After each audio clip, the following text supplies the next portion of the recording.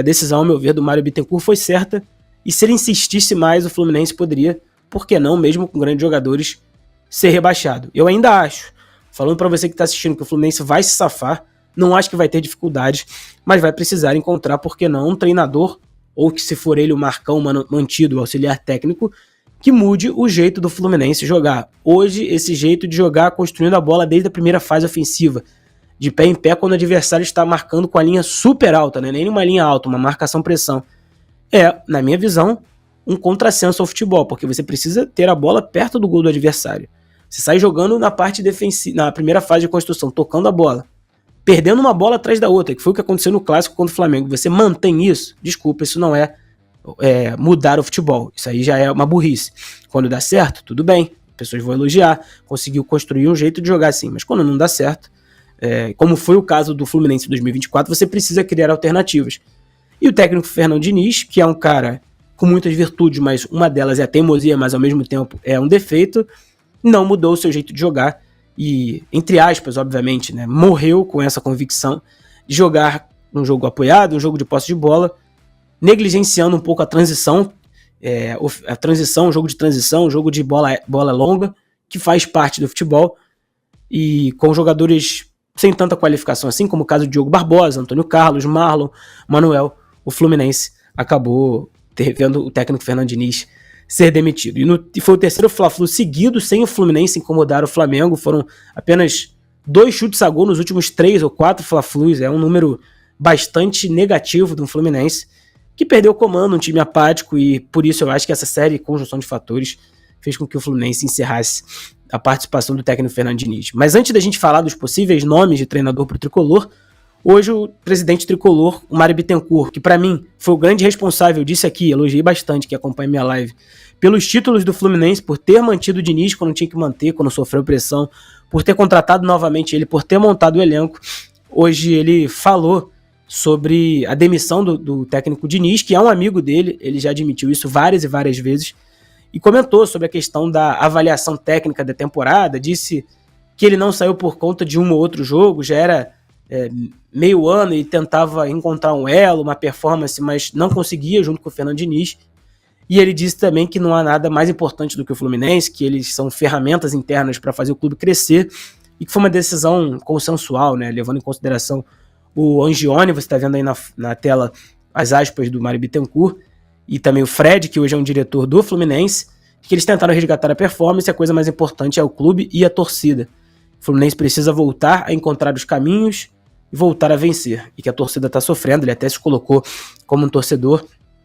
E achei importante essa fala do presidente, que precisa colocar a cara também no momento que o Fluminense não ganha. É muito fácil aparecer fazendo vídeo, fazendo story, cantando com o torcedor quando é campeão. Mas isso serve para qualquer clube. Na hora que perde, o técnico, o presidente, todo mundo, principalmente quem comanda, que é o Mário Bittencourt, precisa colocar a cara, e ele fez isso. Falou por mais de 2 horas na coletiva de imprensa. Isso é algo que ele não deixa de fazer e acho muito positivo. Eu admiro figuras que se colocam em momentos difíceis também. É um momento muito duro. O atual campeão da Libertadores da América é lanterna do Campeonato Brasileiro, com 1 ponto em 33 disputados. Com 6 pontos em 33 disputados. Apenas uma vitória. É muito pouco. É muito pouco, e agora chegou a hora do Fluminense arrumar alternativas. E aí, as primeiras alternativas que surgem em nome de treinador são os nomes que estão livres no mercado, né? O pessoal comenta no Cuca, que acabou brigando com o Mário Celso Petralha no Atlético Paranaense, teve um racha lá no Furacão, e já foi técnico do Fluminense, inclusive salvou o Tricolor naquele momento onde tudo parecia perdido em 2009, onde havia apenas 1% de chance do Fluminense, e o Fluminense escapa. Não acho que é o nome para o momento para o Fluminense, um treinador que abandona os projetos no meio, e é o que o Tricolor não precisa agora. O Mano Menezes é um treinador que também está sendo citado. Não gosto do nome dele pela filosofia que o Fluminense já tem implementada, e eu estou curioso para ver como que vai ser, como os jogadores vão se comportar, né, após 2 anos com o Diniz, que já estão acostumados com um treinamento forte. Ele é muito elogiado pelo jeito dele dar treino, filosofia de jogo apoiado, que não é muito a praia do Mano. Falam em Ramon Dias, que foi técnico do Vasco da Gama, mas esse eu já acho que é um nome muito distante para o Tricolor. Filipão também, que é um técnico que é muito vitorioso, multivitorioso, mas que também Assim como o Mano tem uma filosofia muito mais defensiva. E agora 2 nomes que surgem um pouco mais fortes. Primeiro do Renato Gaúcho, que já foi técnico do Fluminense, ídolo como jogador. E também o do Odair Hellmann, que já foi o técnico contratado pelo Mário Bittencourt na sua gestão, mas que também tem uma filosofia de jogo diferente do Fernando Diniz. Não é fácil a escolha do novo treinador do Fluminense depois do que o Diniz construiu com muitos méritos. Deixou o Fluminense campeão da Libertadores, com uma filosofia implementada, e se vocês forem procurar minhas lives antigas, eu já disse aqui várias vezes que quando o técnico Fernando Diniz saísse, fosse ele por livre e espontânea vontade, fosse para uma demissão e depois de um momento ruim, como foi o caso, seria muito difícil para o torcedor do Fluminense aceitar um outro jeito de jogar. E se vem um Odair Hellmann hoje, é um jeito completamente diferente. E aí o Fluminense jogaria de uma maneira talvez reativa, não entendo que tanto assim por conta dos jogadores, mas imagina um Marcelo, um Thiago Silva, um Felipe Melo, um Ganso, jogando muito menos sem a bola do que estão acostumados a jogar. Hoje esse elenco do Fluminense foi todo montado para ser comandado pelo técnico Fernando Diniz, que gosta de ter a bola. Então, estou curioso para ver.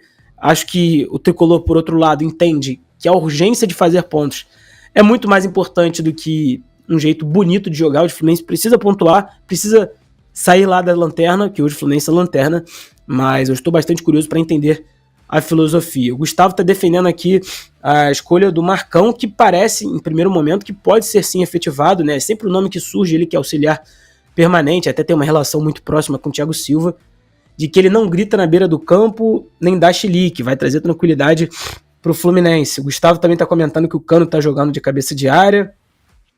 Carlos Alberto tá brincando aqui, falando do Barbieri. Eu acho que o Barbieri não vai estar muito longe do que o Fluminense precisa. E acho que o Tricolor também precisa fugir do Barbieri, que fez um trabalho no Vasco bem questionável no ano de 2023. E a janela de transferências também é uma possibilidade do Tricolor contratar jogadores com físico para jogar. O Fluminense precisa agora de jogadores que corram, que se dediquem, porque o Tricolor já tem atletas com qualidade técnica, com organização para jogar com a bola no pé. O Fluminense precisa de jogadores saudáveis. Hoje tem Douglas Costa, hoje tem Terãs, tem Ganso, Felipe Melo, Marcelo, Thiago Silva, Cano. Enfim, são muitos jogadores que não tem um físico tão bom assim. Hoje o futebol é bastante físico, sim, não é só, mas está cada vez mais físico, e eu defendo essa tese.